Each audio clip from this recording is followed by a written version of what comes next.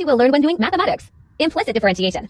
Implicit differentiation allows us to differentiate inverse sine of x. So your sine of x graph looks like this. Inverse sine of x is a reflection along the line y equals x. So when you reflect this, it will look like this, but then we would discard everything above and below. So inverse sine of x actually looks like this. So now this is a function, whereas up here it's not a function. So to differentiate this, you would sine equally to both sides. So when you sine the left hand side, it will give you sine y. When you sine the right hand side, it will give you x. Now use implicit differentiation. So imagine this is a bubble. When you differentiate it, it will be cos of the bubble, but because y is a function of x, you need to stick dy by dx. And then when you differentiate x, it will give you 1.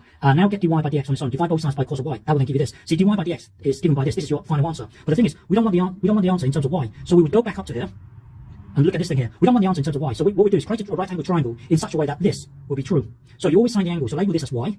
And then sine is given by this. Sine is given by this. So let x be this and let 1 be the hypotenuse. Using Pythagoras, the adjacent must be this. So cos, now if you look at cos of y, cos is this thing here. Cos is really root this divided by 1, which is this. So now cos y, which is this thing here, we can put this into the cos of y, giving us this. So dy by dx is given by this. Rather than this is in terms of y. We don't want the answer in terms of y. So the final answer is this.